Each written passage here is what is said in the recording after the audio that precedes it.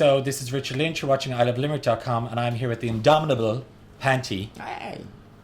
Congratulations on your Attitude Award, on your book, on this amazing book, Woman in the Making. If you haven't read it, you've read it. I'm it's impressed. the bomb. It is thick. Right.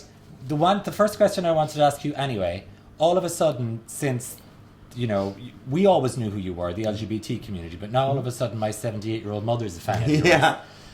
How does it feel like to be all of a sudden, like, you know, the LGBT warrior or the perfect gay? You have to be a role model. Is it a burden or a blessing?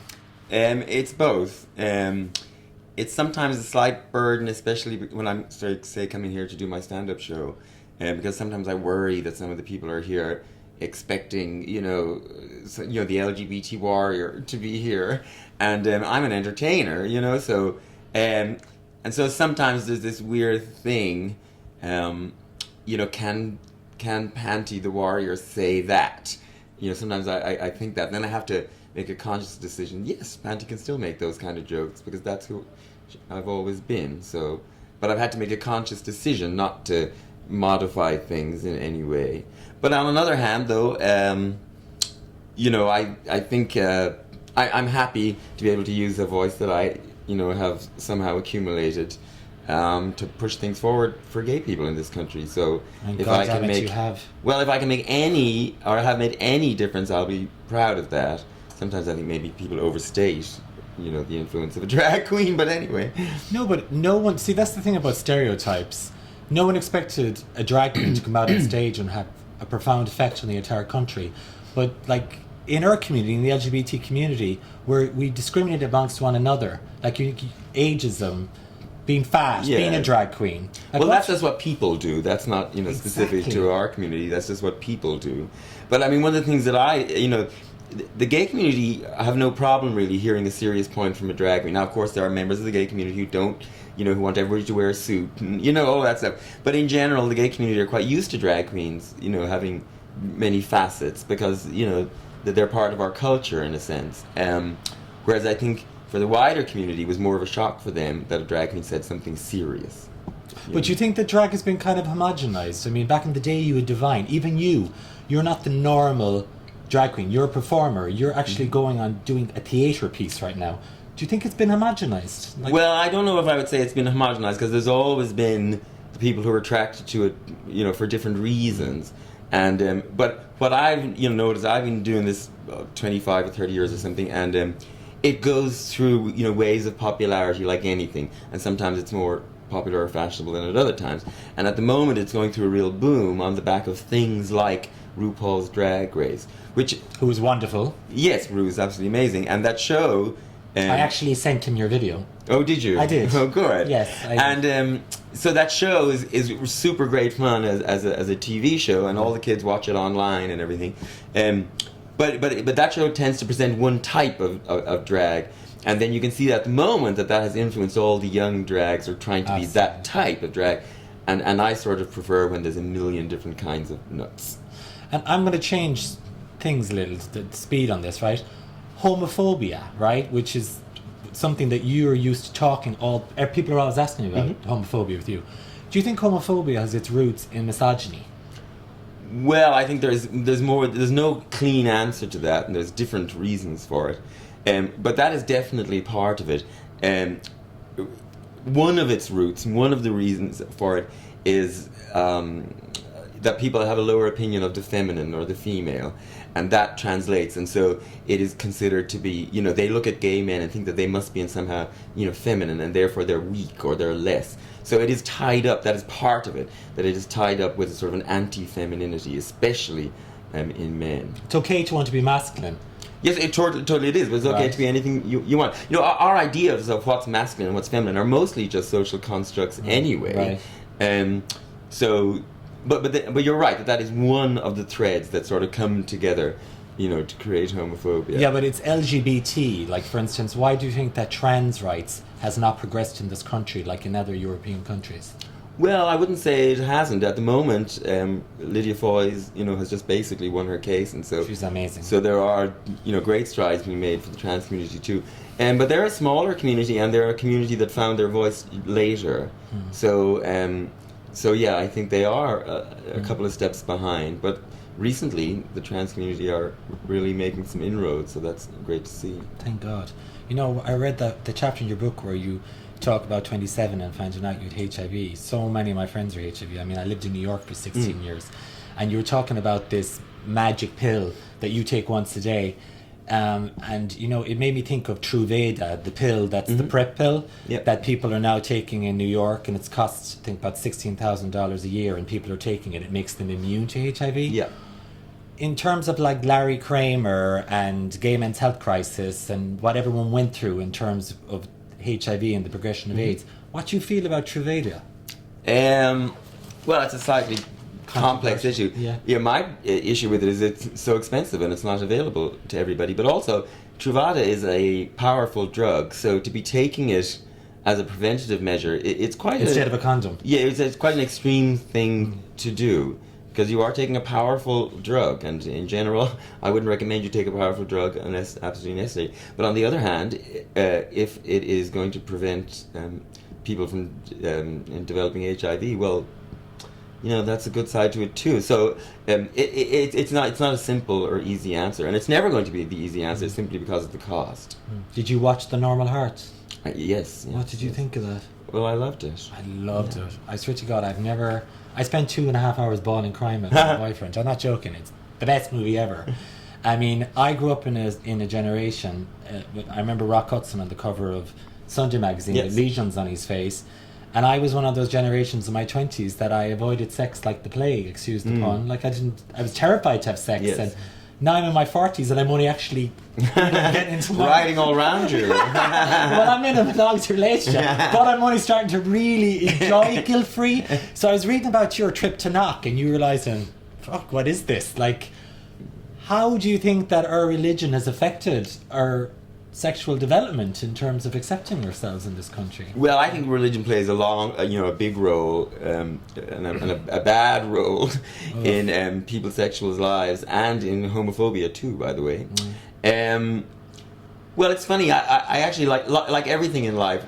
You know, it's not a clear-cut answer, because on the one hand, you know, I just think it's so silly that religions get so tied up in what parts of people's bodies put in, you know, near other people's bodies. You know, it's all just so silly, and sex is such, you know, an integral part of, you know, who we are as human beings and how we communicate. Yes, but on the other hand, I don't think that a bit of Catholic guilt makes sex more exciting. you know, sometimes you meet these Germans and they're just so open about sex, and they seem so blasé and bored about it. Like, you know, well, maybe a bit of Catholic guilt, you know, makes for you know, but you're atheist, aren't you? You I am. In an afterlife. No, I don't. No. You know, like, because I'm here this morning doing my Deepak Chopra Oprah meditation, and like I'm kind of like trying to find that chill zone. Oh, I'm an awful cynic. I roll my eyes at all of that stuff. I think I have a dog. Why do I need, you know, Oprah? Yeah. Is it overwhelming to be all of a sudden like so like one day, I know it sounds a corny thing to say, cliche thing to say, my mother was saying, they'll make a movie now about him one day. Is that a weird thing to be suddenly thrust into a national spotlight, like, because you've been so loved by the LGBT community for so long? Is it strange? Like, well, it's a little, you know, odd or whatever, just especially how it happened or whatever. But the thing is that, you know, I've been very well known in the gay community for a long time. Absolutely. And in sort of the theatre community and maybe the media types.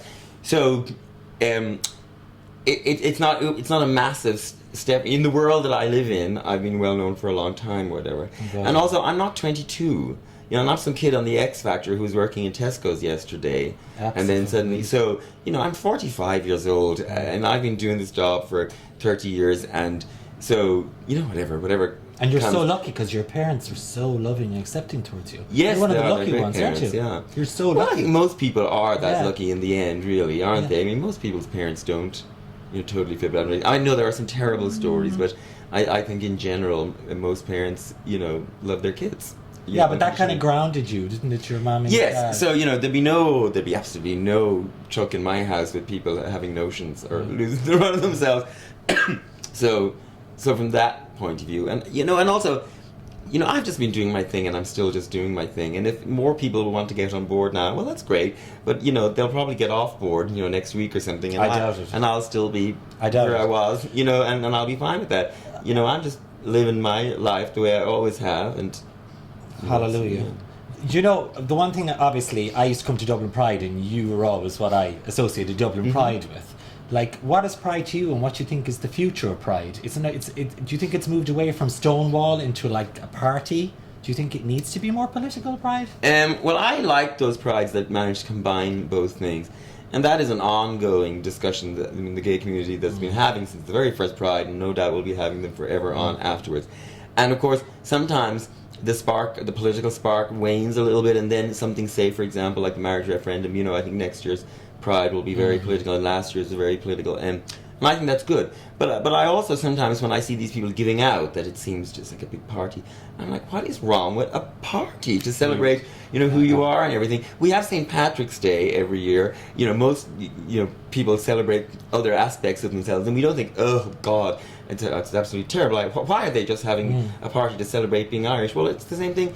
You're having this party to celebrate being gay, and I think always, because, you know, the gay community will always be a minority community. So even if we get to a point where you don't have to, you know, have any political fights, even if we got to some sort of weird time when, you know, everything was fine, it's good for minority groups to sort of remind this culture at large that you exist, you know, and it's part of the changing face of Ireland, isn't it? Yes, it's all fun. Why would anybody have a problem with a parade? Like, you know. So there's always going to be the ones that kind of put the spanner in the works, though, isn't there? Oh, there is, and plenty of them are gay. You know, the ones who don't want any, they don't like the drag queens, and they don't like the leather queens, and they want everybody to, you know, to. But that's back to the discrimination. It is, and also I always say to those people, A, how boring of you, and B, you don't know your gay history, because it was the leather queens and the drag queens and all that, the ones who weren't hiding, they're the ones that got us where we, you know. Yeah, but why do people forget what other people went through to make it okay for us? Well, but that's just what people do. Eating bread is soon forgotten. Yes, but the other thing about that is that I always say to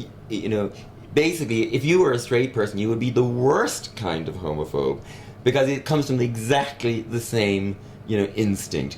Why can't you just be normal like me? That's, you know, the same instinct that some gay people have about drag queens and all that. People are terrified of anything that's different, aren't they? Yes, and also it's that thing where they think, oh, but you know, drag queens don't represent me. Well, drag queens aren't meant to. They're representing themselves. And if you want to have a float where you put some men on suits, go for it. But the float behind you with all the drag queens on it will be much more fun.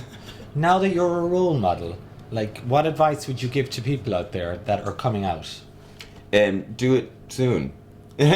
Because no gay person has ever, and I know many gay people, and not a single one has ever told me that they regretted coming out. Because you won't. You can't be, you know, truly happy while you're hiding something that is such a huge part of you. Sometimes I think as well, like, straight people don't understand how big a role their sexuality plays in who they are. And because their sexuality sort of blends into the background, because the sexuality around that's presented to you all the time is also heterosexual. Every ad you see, you know, every poster in a travel agent is, you know, the straight couple going on.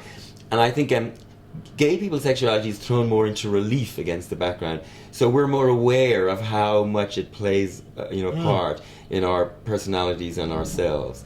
And so being gay is joyous, isn't it? It is. It's a wonderful thing. I mean, God, I'm so thrilled. Thank you, I'm gay. And so, you know, you can't truly be happy if you're hiding that from the people you love. And also, being in the closet turns your friends and relatives into acquaintances, because you can't. Wow. You're hiding so much from them. You're not able to be yourself.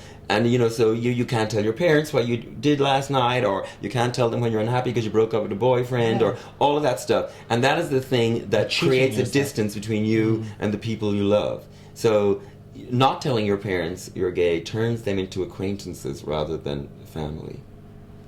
Isn't this human being mind-blowingly fucking amazing? I could sit and listen to you all night long, but I know you have a show to do. I do. What have you got cooking down the line? What's next for PANTI? What would you like? Touring this show for the next while, and after Christmas we'll be taking it to Australia and stuff. Wow. And of course I've just, you know, the book's only out 2 weeks or something, so it's amazing. So there's a big tonal change towards the end of it, because you obviously had lawyers and litigation. Yeah. I'm reading the book, and next one I say, all of a sudden it was like you could feel the tonal change in it, because the last really 2 chapters, yes. the second last chapter especially, is about that kerfuffle, and yes, there was lawyers poring over every word and Wow. fighting over every adverb and adjective. So, so yes, there is a change of tone in that chapter. Yeah. I can't wait to see what you do next. You are amazing. I'm so glad I got to meet you. Lovely to meet you. This is PANTI. This is Richard Lynch. You've been watching I Love Limerick.com. I love Limerick. Yeah, come on. Did you hear that? PANTI loves Limerick. Our life is complete. We'll see you soon.